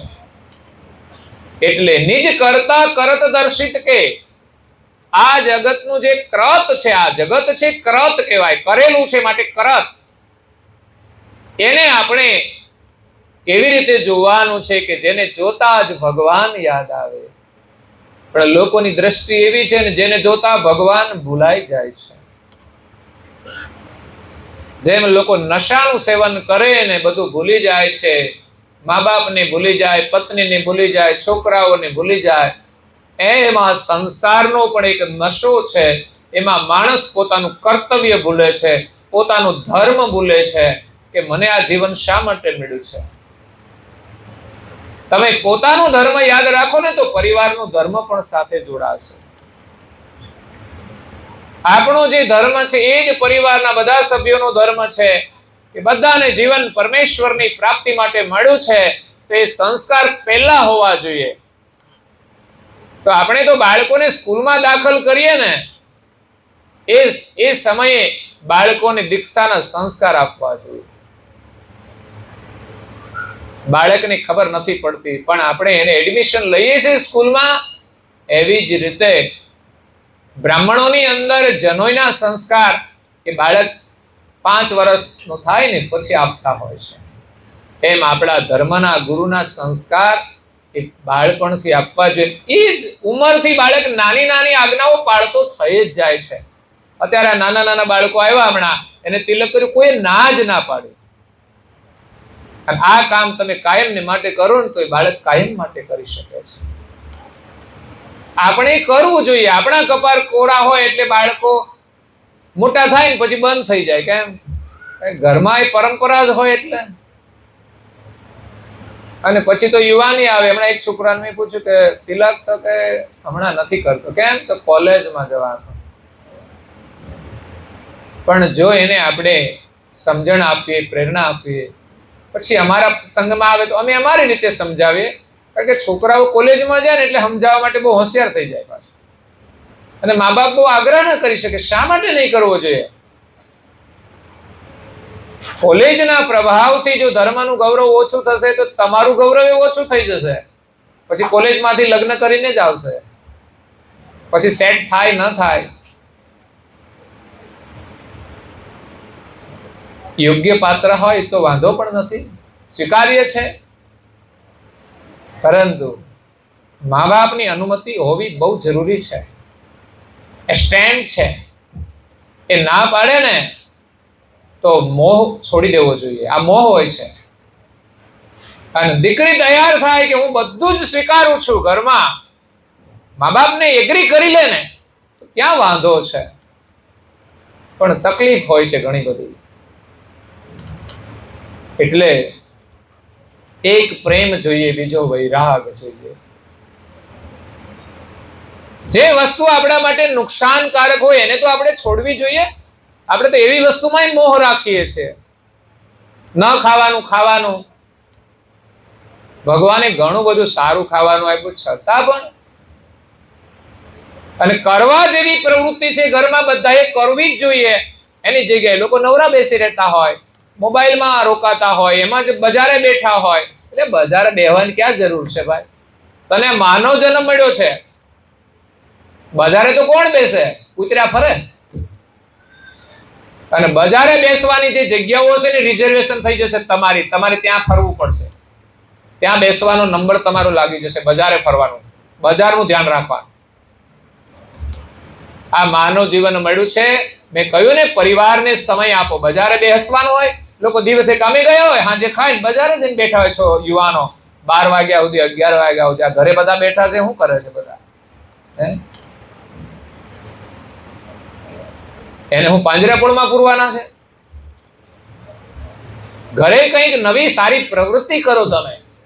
તમે તમારા માટે કંઈક કરો. કોણ શું કરે છે એમાં આપણે રોકાઈ જઈએ છીએ. મોબાઈલ હોય તો કાંઈક દુનિયાને જોયા કરો, કોણ શું કરે છે.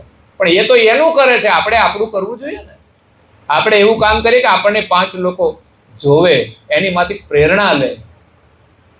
આજે ક્રિકેટરો આખી દુનિયા એને જોતી હોય છે, પણ એને જોઈને આપણે પ્રેરણા લેવી જોઈએ કે આપણે પણ આપણા માટે કંઈક કરવું જોઈએ. તો પરમાત્મા માટે આપણને પ્રેમ આપ્યો છે અને એ જોડવા માટે આ જગતની રચનાનું અવલોકન કરવાની દ્રષ્ટિ આપણને ગુરુ અને સંત પાસેથી મળશે. એટલે પરમ ગુરુએ પહેલી ચોપાઈમાં લખી દીધું, જો તન મન કો વારી ધરો તો ગુરુ પરમપતિ આઈ. આદ્ય અંત મધ્યથી ગમગત કુ સદગુરુ દેત દેખાય. જગતની આદ્ય મધ્ય અને અંત કેવો છે સંસાર, એ આપણને બધું બતાવી દેશે. તો સર્જનહારની રચના જોતા આપણને સર્જનહાર યાદ આવશે. આદ્ય અંત દેખિત સે હોવાત. જગતની રચના અત્યારે બધા સંશોધન કરે છે, પણ આ જગત ક્યારે ઉત્પન્ન થયું ને કોણે કર્યું હજુ કોઈની પાસે એનું પ્રમાણ નથી. માત્ર કરુણાસાગર મહારાજ એમનો અનુભવ લઈને આવ્યા છે અને આ જગતની આદ્ય મધ્ય અને અંત ત્રણેય કાળ બતાવી દીધા છે. દિવ્ય નયન દુર્હિત કે પરમ ગુરુના જ્ઞાન દ્વારા દિવ્ય દ્રષ્ટિ મળશે, એના દ્વારા આપણે અવલોકન કરી શકીશું. પહેલા તો જ્ઞાન દ્રષ્ટિથી સમજ આવશે, પછી એની ભક્તિ કરવાથી દ્રષ્ટિ મળશે, તો આખા જગતનું અવલોકન આપણે કરી શકીશું. આપણે તો માત્ર મોબાઈલમાં કંઈ જોઈએ તો ખુશ થઈ જઈએ છીએ. આપણે તો મોબાઈલની જરૂર ના પડે. મોબાઈલ તો ઇન્ટરનેટ હોય તો હાલે, નહીં તો ના ચાલે. અને આ બધા આનંદ કરતા કરતા વાવાઝોડા ક્યાંથી આવી જાય, વિશ્વ યુદ્ધના, તો શું થવાનું? બધું ખેદાન મેદાન થઈ જવાનું. પરંતુ આપણું પોતાનું ઇન્ટરનેટ હોય ને, દુનિયાના ગમે તેવા વાવાઝોડા આવે ને આપણને કશું ના કરી શકે. આપણે સુરક્ષિત રહી શકીએ. આપણા નેટ દ્વારા જ આપણે ચાલીએ તો આખા જગતનું અવલોકન આપણે આ અંદરની આંખોથી કરી શકીએ છીએ. ભગવાને આપણને એવા બે ચક્ષુ આપ્યા છે કે આખી દુનિયાનું અવલોકન આપણે અહીં બેઠા કરી શકીએ. આપણને ઈચ્છા ન થવી જોઈએ કે આ આપણી દ્રષ્ટિ પ્રાપ્ત કરીએ, આ આપણે ટેકનોલોજી અપનાવીએ. પરમાત્માએ આપણને અદ્ભુત ટેકનોલોજી આપી છે, જે વૈજ્ઞાનિકો પાસે પણ નથી. એ માત્ર ને માત્ર આપણી જાતે સાધના કરીને જ પામી શકાય છે. એ દુનિયાના કોઈ સાધનોથી પ્રાપ્ત થતી નથી. બાકી વિદેશમાં રહેલા વ્યક્તિને જોવી હોય તો માધ્યમ મોબાઈલ જોઈએ, ટેકનોલોજી જોઈએ. પરંતુ પરમાત્માએ જે ટેકનોલોજી આપી છે એ જીવ માત્રને આપણે જોઈ શકીએ છીએ. કચ્છું રહત તાય અનપેક્ષિત. આ દુનિયામાં કશું જ અજાણ્યું રહેતું નથી. કરતા કરત ઉતિત કે કરતાએ કરેલું આ જગત છે, આ મૃત્યુલોક અને અંતરિક્ષમાં રહેલા દેવલોક, એને પણ આપણે જાણી શકીએ છીએ અને ત્યાં આપણે જઈ શકીએ છીએ. પ્લેનની જરૂર નથી પડતી. પ્લેન તો ક્રેશ થઈ જાય, પણ આપણી પોતાની ગતિથી જાઓ ત્યાં તો બીજા કોઈ પ્લેન ઉડતા જ ના હોય, કારણ કે આ દુનિયામાં આ પ્લેન બહુ ઓછા પાસે હોય છે. અને આ માર્ગની અંદર કોઈ ઝઘડાઓ નથી હોતા, કોઈની પ્રાઇવેટ સ્પેસ નથી હોતી. ત્યારે દુનિયામાં તો કેવું, દરેકની પોતાની અલગ અલગ સ્પેસ છે. એ જો સિગ્નલ ના આપે તો કોઈ ગતિ ના કરી શકે. એટલે સંસારમાં બધી સમસ્યા છે. અને પ્લેનમાં બેહવું એ કઈ મહત્વનું શું છે? એમાં લોકો તો ગૌરવ અનુભવે કે આહા, એમાં કઈ મહત્વનું નથી. એ તો આપણે પક્ષી બન્યા ત્યારે પ્લેનમાં જ ઉડતા હતા ને, આકાશમાં જ ઉડતા હતા. સંભળી આકાશમાં જ ઉડે છે. આજની ટેકનોલોજી છે, પણ ક્રેશ થઈ જાય તો આપણા માટે કઈ મહત્વ રહેતું નથી. ઠીક છે, એક જગ્યાથી બીજી જગ્યાએ સફર કરવા માટે જરૂરી છે, પણ આપણા માટે મહત્વનું કાર્ય હોય છે. શા માટે જવું છે એ કાર્ય મહત્વનું છે. દેશના પ્રધાનમંત્રી કેટલાય દેશોની અંદર ફરે છે, પણ ઘણા બધાને સારું નહીં લાગતું હોય, એને એમ કે આ બધા ફરવા જાય છે. પણ ના, એનું ભવિષ્યનું બહુ લાંબુ વિચારીને આ બધું કામ કરી રહ્યા છે. અનેક દેશો સાથે સંબંધ જોડીને આપણા દેશને આગળ લઈ જવા પ્રયાસ કરે છે. આપણે પણ આગળ જવું હોય તો દેશના પ્રધાનમંત્રી એક દેશને આગળ લઈ જવા માટે 18 કલાક મહેનત કરે છે. આપણે 18 કલાક મહેનત કરીએ તો 100% તમે આગળ જશો જ. લોકો એમ કે વિદેશમાં જે લોકો ગયા ને આગળ ગયા, પણ જાય જ ને આગળ. ત્યાં નિયમ અનુસાર કામ કરે છે. અને આપણે અહીં નવરા બેઠા હોય તો બજારે આટા મારીએ છીએ. અને જે સમય પ્રમાણે નોકરી કરવાની હોય એમાંય જો મોકો મળી જાય તો લોકો રજાઓ લઈ લેતા હોય છે. નિષ્ઠાથી આપણે કામ કરીએ તો જીવનમાં સફળતા આપણને અવશ્ય મળે છે. તો પરમ ગુરુની કૃપાથી આપણને આ સંસારના બંધનોમાંથી, દુઃખોમાંથી છુટકારો મળશે. જન્મ થઈ ગયો છે, સુખ મળ્યું છે, પણ મૃત્યુનું દુઃખ આવવાનું છે, યાદ રાખજો. અને એ આવ્યા પછી આપણી યાત્રા ક્યાં જશે એની આપણને કઈ ખબર નથી. એ જાણ મેળવવા માટે આ માનવ જીવન મળ્યું છે. એવી સાધના કરીએ કે આ શરીર છૂટી જાય ને આપણને જાણ રહી જાય કે આપણે ક્યાં જઈ રહ્યા છીએ. બાકી તો કોઈને ખબર રહેતી નથી. આંખો મિચાઈ જાય, કાંઈ ખબર નહીં કે આ દુનિયામાં ક્યાં ભટકીશું, ક્યાં ફરીશું. જેણે જેવું કર્યું હશે એ પ્રમાણેની યાત્રા રહેશે. એટલે હંમેશા જાગૃત થઈને આ જીવનમાં કંઈક સારું કરીએ. કઈ નહીં તો પરિવાર માટે સારું કરીએ ને તોય ઘણું સારું છે. માનવતાનું જીવન જીવીએ તોય માનવ જન્મ મળશે. પણ માનવ શરીર મળવા છતાંય માણસ માનવતાનું જીવન જીવતો નથી. કેવી રીતે? ન બોલવાનું બોલી નાખે છે, ન ખાવાનું ખાઈ લે, પછી ભગવાન માનવ જીવન આપે કેવી રીતે? આપણામાં સામાન્ય વિવેક તો હોવો જોઈએ ને કે આપણે શું ખાવું જોઈએ. અને ઘરમાં બધું ખાવાનું હોય છે, ન હોય ને ખાઈ લે તો એમ થાય કે હાલો ઘરમાં ખાવાનું નહોતું ને બહારનું કંઈ ખાઈ લીધું. ઘરમાં સારું સારું ખાવાનું હોય, કાજુ બદામ મૂકીને મસાલા ખાય છે. વિચાર તો કરો, એની બુદ્ધિમાં કેટલો વિવેક છે, એની બુદ્ધિનું આ મૂલ્યાંકન છે. ઘણા નથી કહેતા અક્કલનું પ્રદર્શન જોવા મળે ઘરમાં જ. તમને આનામાં કેટલી અક્કલ છે ને તમને ખબર પડી જાય કે તમે ખવડાવ્યા પછી તમારો ઘરનો મુખવાસ છોડીને બજારનો મુખવાસ ખાય સમજવાનો આનામાં કેટલી અક્કલ છે. પશુના જેટલી નથી, યાદ રાખજો. પશુના જેટલી અક્કલ ના કહેવાય. તો આપણે સુખી કેવી રીતે થઈશું? આ અમૂલ્ય જીવન આપણે એક હીરા જેવું છે. હીરાની ખબર ના હોય ને આપણે એને ખોઈ નાખીએ એવી રીતે આ જીવન આપણું ખોવાઈ જશે. હીરો મળી જાય પછી આપણી દરિદ્રતા નથી રહેતી. એમાં માનવ જીવન હીરા સમાન મળ્યું છે. જીવતા આવડે ને તો કોઈ દુઃખ રહેતું નથી. દુઃખ રહેતું નથી. એ જ જીવનમાં અમીરી છે. હંમેશા આનંદમાં રહો, એ જ સાચી અમીરી છે. અને ધનવાન હોવા છતાંય કંઈક ને કંઈક સમસ્યાઓ હોય તો એના જેવી કોઈ દરિદ્રતા નથી. ધન અઢળક હોવા છતાંય માણસ લોભ અને લાલચની પાછળ દોડતો હોય, સમજવાનો એ માણસ ભિખારી છે. એટલે આપણને પર્યાપ્ત આપ્યું છે, આપણે તો હવે કોઈની મદદ કરવી જોઈએ. બહુ ભોગવવાથી ફાયદો નથી. સંયમમાં રહીને જીવવાનું. વધારે આપે ને ભગવાન તો મેળવો તમે, પણ બધાને વેચો. બસ આ છે જીવનની સત્યતા. જીવનનું જેટલું સમજીશું એટલું જ આપણું જીવન સુખી થશે. એટલે વારંવાર કહું છું કે આ તમે પરમ ગુરુના ધર્મ ગ્રંથો છે એનું રોજ 15 મિનિટ અધ્યયન કરજો. અને જે વોટ્સએપના માધ્યમથી લિંક આપી છે એના નિયમોનું અધ્યયન કરી તમે અપનાવજો. છેલ્લે સબમિટનું બટન હશે બ્લુ કલરનું, એને ટચ કરશો એટલે તમારું ફોર્મ અમને પાછું મળી જશે. તમારી લિંક તો એની જ રહેશે. લિંક ખોલશો એટલે પાછું કોરું જ ફોર્મ મળશે. તો એ કોરું ફોર્મ બીજાને તમે ભરી શકો છો, બીજાના નામનું, પરિવારના સભ્યોનું. અને એ જ લિંક તમે બીજાને શેર પણ કરી શકો છો. દરેકને કોરું ફોર્મ મળશે અને સબમિટ કરશે એટલે અમને મળી જશે. તો તમે વિશેષ નિયમમાં જાગૃત બનો, એના માટેનો આ હેતુ છે. 1 વર્ષ માટે આપણે કામ કરીએ. અને આ સંકલ્પ પત્ર તો મને લાગે છે કે આજીવન આપણે રાખવું જોઈએ. આજીવન એક આધાર કાર્ડ જેવું છે. આપણા જીવનનો એક મોટો આધાર બની જાય, આપણા પરિવારનો એક આધાર બની જાય. તો આવી પ્રક્રિયા સાથે આપણે જોડાઈશું તો આપણા સંસ્કારોનું નિર્માણ થશે, આદર્શ પરિવારનું નિર્માણ થશે. શું છે બાનું નામ? કૈવલધામવાસી આનંદીબેન. વાહ ભાઈ વાહ, સરસ. પાછું મને ભૂલાઈ ગયું. એવા સરસ નામો છે કે આપણા જીવનમાં સદાય આનંદ હોય. આપણે પરિવારને પણ આનંદ આપીએ. અને આપણા વડીલો તો છે ને પરિવાર માટે બહુ જ બલિદાન આપ્યું છે. બસ મારા દીકરાઓ સુખી થાય એ જ એમની મહત્વાકાંક્ષા હોય છે. અને આજે એવું સરસ કાર્ય કર્યું છે પરમ ગુરુના આશીર્વાદ મેળવવાનો કે એનાથી સદગત આત્માને શાંતિ મળશે અને એના પરિવારના સભ્યો છે બધા હંમેશા આનંદમાં રહેશે. પરમ ગુરુ આપણને આનંદ આપવા માટે આવ્યા છે. સંસારમાં એટલો આનંદ નથી, પરંતુ ગુરુ મહારાજના આશીર્વાદથી આપણે જીવન જીવીશું તો સદાય આનંદમાં રહીશું.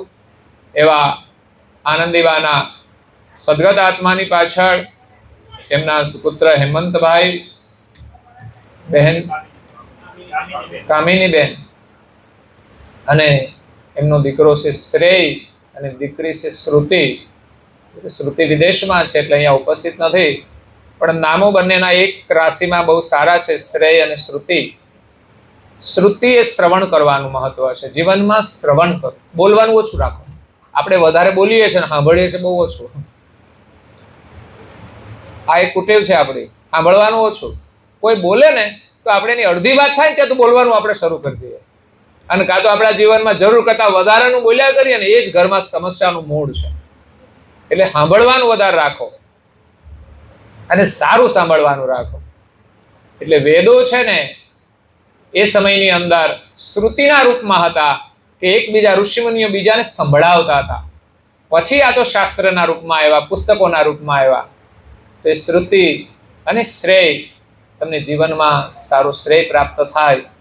કામિની બેન, આપણી જીવનમાં પરમ પદને પામવાની એક મહાન કામના હોવી જોઈએ. અને હેમંત આપણા જીવનમાં સદાય, જે સારી ઋતુ છે ને, હેમંત ઋતુ છે, સદાય ખીલેલી હોય, એક હેમંત ઋતુ આપણા જીવનમાં સદાય રહે. એવા પરિવારના નામો સાથે પરિવાર આખો સંસ્કાર સંપન્ન રહે. પરમ ગુરુના આશીર્વાદ છે કે આ સદગત આત્માની પાછળ એને એક મહાન કાર્ય કર્યું છે, અને પરિવારના જે બધા સગા સંબંધીઓ છે એમને પણ સારો લાભ આપ્યો છે. આ જ ઉત્તમ વ્યવહાર. બીજો વ્યવહાર તો ઠીક છે, આપણે એ વ્યવહારમાં મન ખુશ થઈ જાય. વસ્તુ મળે ને, આપણે બહુ મન ખુશ થઈ જાય. પરમ ગુરુનો જે ઉપહાર મળે એનાથી તો આપણું જીવન સદાય ખુશ રહેશે. એક નાનકડી વસ્તુ મળે છે તો આપણું મન કેટલું ખુશ થઈ જાય છે. એ પરિવાર પ્રત્યે આપણી લાગણી પણ વધી જાય. તો એ પ્રમાણે આપણે લોકોને આપીને ખુશ કરવાના છે. તો મારું તો નિવેદન છે, આપણા ઘરમાં સવાર અને સાંજની સાધના છે, ઉપાસના છે, એ બધા સભ્યો કરે. અઠવાડિયામાં એકવાર અનુકૂળતા હોય તો સાથે રહીને કરે. અને ધર્મગ્રંથોનું અધ્યયન રોજ કરો તો 15 મિનિટ, અઠવાડિયામાં રજાના દિવસે અઠવાડિયામાં એકવાર કરો તો અડધો કલાક તમે કરશો તો ખરેખર તમારા જીવનમાં અદ્ભુત જાગરણ આવશે. સારી સમજણ, સારી જાણકારી જે આપણા જીવન માટે ઉપયોગી હોય, તો એવી જાણકારી માટે આપણે આ નિયમો ઘરમાં પાડવા જોઈએ. અને બાળકોને પરમ ગુરુના જ્ઞાનથી પરિચિત કરવા જોઈએ. અમે બાળકો માટે ચોપડા છપાવીએ છીએ. દર વર્ષે દાતાઓ થોડો સહયોગ આપે છે, તો એની પાછળનો હેતુ અમારો છે કે જે ગરીબ લોકો છે ને એમને મદદ કરવાનો છે. શરૂઆત અમારી એ છે. પછી એનો લાભ બીજા અન્ય લોકો પણ લઈ શકે છે, સુખી સંપન્ન લોકો પણ લઈ શકે છે. એની પાછળનો બીજો હેતુ છે. ગરીબ માણસો આજુબાજુમાં સરકારી સ્કૂલોમાં ભણે છે, તો એને ધ્યાનમાં રાખીને અમે 5000 ચોપડાથી શરૂઆત કરી. આ વર્ષે 50,000 ચોપડા છપાયા છે. 40,000 ગયા વર્ષે એક મહિનામાં વેચાઈ ગયા, તો આ વર્ષે થોડા 10 વધાર્યા, એટલે 40,000 અત્યારે વેચાઈ ગયા. એક મહિનામાં 10,000 છે. એકાદ મહિનો ચાલશે, જેમને પણ જોઈતા હોય તો મેળવી શકે છે. થોડા અમે લાવ્યા છીએ, તો 35 થી 40 રૂપિયાનો, 35 કદાચ નાના ગામડાની જે સ્ટોર હોય એમાં કદાચ 5 રૂપિયા ઓછો ભાવ, શહેરની અંદર થોડો માર્કેટ વધારે હોય ખર્ચો, એટલે 35 થી 40 રૂપિયાનો ચોપડો આપણને 21 રૂપિયામાં મળે છે. એટલે ઓછી કિંમતમાં મળે છે, એના માટે લેવાનું તો છે જ, એ લાભ તો છે જ. પરંતુ વિશેષ એની અંદર પરમ ગુરુના દર્શન થશે, સરસ્વતીના દર્શન થશે. બંનેના શ્લોક છે. આપણા બાળકોને કહીએ કે રોજ આ 2 શ્લોક આપણે સ્મરણ કરીને વિદ્યાભ્યાસ શરૂ કરવો. એમાં દાતાઓની નામાવલી પણ છે, સમાજને પ્રેરણા મળે સારા કામ માટે. અને એક મહત્વનું એમાં સુવિચારો પણ હોય છે, અને એક પરમ ગુરુનો એક પ્રસંગ હોય છે. એના જીવનમાં બનેલા જે પરચાઓ છે, એના જે આશીર્વાદ છે, અને ઘણા ભક્તોના જીવન ચરિત્ર પણ છે. એટલે ક્રમશઃ એક પ્રસંગ દર વર્ષે આપણને મળશે. હું તો એમ કહું છું, આપણા બાળકો દર વર્ષે એક પ્રસંગ, એક વર્ષ દરમિયાન, વર્ષમાં 2-5 વખત આપણે એની સાથે ચર્ચા કરીએ અને એના જીવનમાં યાદ રહી જાય, એના જીવનને પ્રેરણારૂપ બને. એટલું જ નહીં, આખા પરિવારને પ્રેરણારૂપ બનશે. તો આ પ્રસંગ મહત્વનો છે. પરમ ગુરુના પ્રાગટ્યનો પ્રસંગ લખ્યો, એમની દીક્ષાનો પ્રસંગ લખ્યો. આ વર્ષે ગયા વર્ષે અમે અમર દાડમનો પણ પ્રસંગ લખ્યો. તો એ રીતે દર વર્ષે એક પ્રસંગ મૂકીએ છીએ. તો તમે એ ચોપડો લેશો તો એ લાભ છે. હું તો કહું, વધારે એક જ ચોપડો ઘરમાં રાખો અને એનો ઉપયોગ કરો. એમાં જે રહેલું સાહિત્ય છે, તો લોકોને પરમ ગુરુના આશીર્વાદ મળે, એ હેતુથી અમે આ કાર્ય કરીએ છીએ. નહીં કે એમાંથી 1 પૈસાનો નફો લેવા માટે. અમને નફો મળવાનો જ છે, અને સેવા કાર્ય કરીશું તો લોકો પ્રેરણા આપશે આર્થિક. તો એમાં જે દાતાઓ આપે છે એનાથી 5 રૂપિયાનું ડિસ્કાઉન્ટ આવે છે. 25 રૂપિયામાં પડે છે અમારે, એટલે 4 રૂપિયા આ વર્ષે ડિસ્કાઉન્ટ આવ્યું છે. કારણ કે વધારે છપાવ્યા એટલે 1 રૂપિયો ડિસ્કાઉન્ટ ઓછું થયું, એટલે 21 રૂપિયા તો 21માં આપવાનો. એ પ્રમાણે આ ચોપડો તમે અહીંયા નજીકમાં જ આજુબાજુમાં રહો છો, અહીંયા જેટલાને મળી શકે એટલા લઈ શકજો, નહીં તો કોઈના દ્વારા આવતા જતા ગુરુ પૂર્ણિમા સુધીમાં મેળવી લેજો, તો એ આપણા બાળકોના માટે આશીર્વાદરૂપ બનશે. અને એક જાહેરાત વિશેષ પણ કરું છું, તમારી પાસે તમે બધા સુખી સંપન્ન છો, ભગવાને તમને જે આપ્યું છે એમાંથી કંઈક પરમ ગુના શરણમાં તમારી સેવા થશે તો તમને અને તમારા પરિવારને પરમ ગુના આશીર્વાદ મળે. એક ભવ્ય સ્થાન પરમ ગુરુનું મંદિર અને એક સંસ્થા આશ્રમ બનાવી છે જન્મભૂમિની અંદર, સૌરાષ્ટ્રની અંદર સોનારિયા ગામમાં, જે 5 વીઘા જમીન પૂર્વાશ્રમ પરિવાર તરફથી સેવામાં અર્પણ કરી છે, જે પૂર્વમાં પણ મારા નામ ઉપર જ હતી અને સીધી એમાંથી જ એ આજ નવા નામ ઉપર જોડીને એની અંદર મેં બાંધકામ શરૂ કર્યું. 1 કરોડ રૂપિયાનું કામ અમે કરી નાખ્યું છે અને હજુ 2 કરોડનું કામ કરવાના છીએ. એટલે ખાસ તમે સંકલ્પ કરો, તમને ભગવાન જેટલું આપે એમાંથી, હું તો એમ કહું ખોટા ખર્ચા રોકીને તમે આપશો ને તો તમને બંને ફાયદો થશે. ખોટા માર્ગે જે નુકસાન છે એમાંથી તમે બચી જશો અને સારા કાર્યમાં વપરાશે એનાથી તમને પુણ્ય મળશે. તો એના આશીર્વાદથી તમારો પરિવાર સુખી થશે. એટલે ખાસ સેવા આપીને પરમ ગુરુના આશીર્વાદ લેશો. અને એ સ્થાનમાં અત્યારે બાલકુવેરની સ્થાપના તો અમે કરી દીધી છે નાનું મંદિર બનાવીને, એટલે મંદિર અમારું શરૂ થઈ ગયું છે દર્શન માટેને, 1 વર્ષ ઉપર થઈ ગયું. પણ આ મોટું મંદિર એ બનતા લગભગ ગુરુગાદીની જે કંઈ ડિઝાઇન છે પ્રમાણેનું જ અમે પેટર્નમાં જ બનાવ્યું છે અને પથ્થરની અંદર બનાવવાનું છે, એટલે થોડું મોંઘું છે. પણ વિચાર્યું કે સૌરાષ્ટ્રની અંદર એક એવું ઐતિહાસિક સ્થાન બને કે ભવિષ્યમાં વર્ષો સુધી લોકોને પરમ ગુરુ દ્વારા એક સર્જનહારનો સંદેશ મળતો રહે.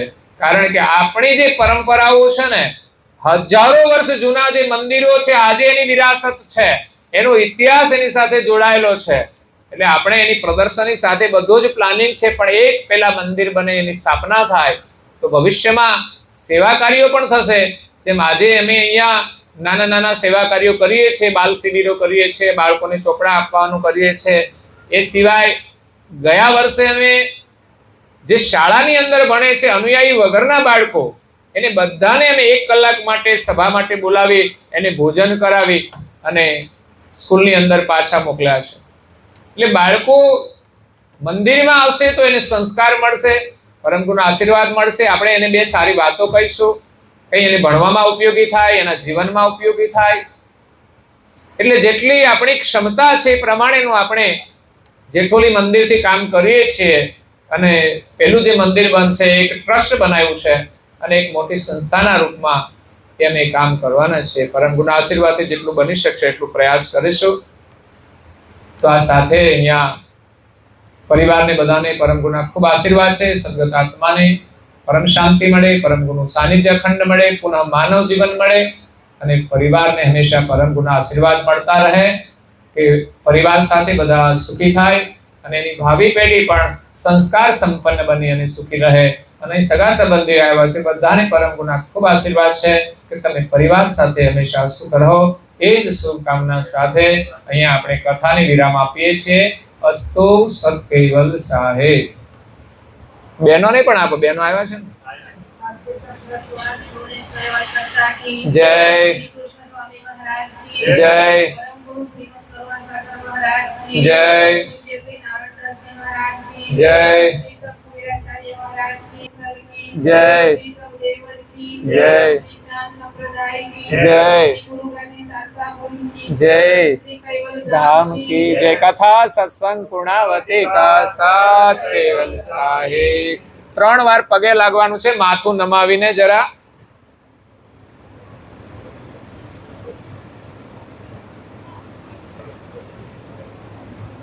કૈવલ હંસો સત કૈવલ સાહેબ. બાજુ બાજુ વાળાને પ્રેમથી કહેજો જરા, સત કૈવલ સાહેબ, સત કૈવલ સાહેબ. હાથ જોડી હાથ પાયે પ્રેમથી સૌ ભાવીએ. શરણો મને સાધુ તમારું જય અંશયાય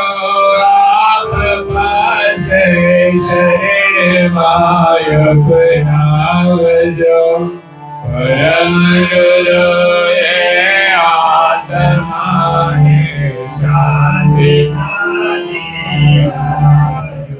વળી કર્મના યોગે કરીને જે કુળમાય અવતરે ત્યાં પૂર્ણ પ્રેમે ઓ પરમ ગુરુ આપની ભક્તિ કરે લક્ષ 84 વંદનોને લક્ષમાં લઈ કાપજો પરમ ગુરુએ આત્માને શાંતિ સાજી સુખ સંપત્તિ સુવિચારને સતે કર્મનો દૈવાર સૌ જન્મો જન્મ સત સંગતિ ગિરતાર પાર આલોકને પરિલોકમાતમ પ્રેમ રગે રગ વ્યાપજો રમ કરો એ આત્મા બોલો શાંતિ મળી ભોગ કે સુખ સ્વર્ગના આશાઓ રે વિનતી દેહ દુર્લભ માનવીનો ભજન કરવા સાચું બતાવી રૂપ શ્રી કૈવલ હૃદય સ્થાપજો પરમ ગુરુએ આત્માને શાંતિ સાચી આપજો પરમ ગુરુએ આત્માને શાંતિ સાચી આપજો પરમ ગુરુએ આત્માને શાંતિ સાચી આપજો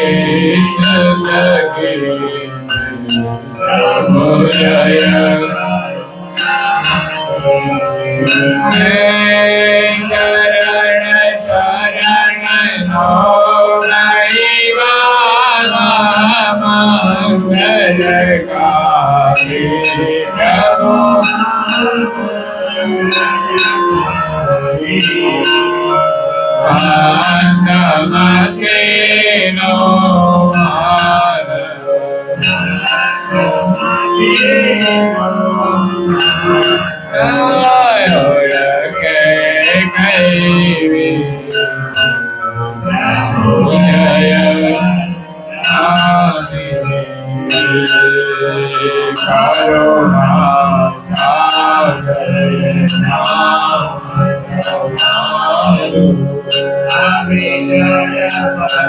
વાસી પ્રભુ આવી જનપદવાસી શરણાગતને શાનમાં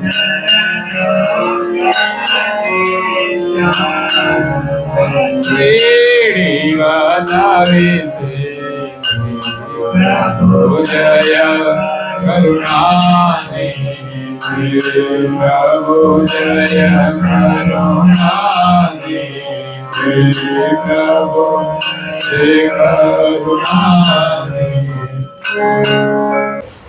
आद्य संत स्वराज वैष्णव संता की जय। पूज्य श्री कृष्ण स्वामी महाराज की जय। पूज्य श्री परम गुरु श्रीमद करुणासागर महाराज की जय। पूज्य श्री नारायण दास महाराज की जय। पूज्य श्री सप वीराचार्य महाराज की जय।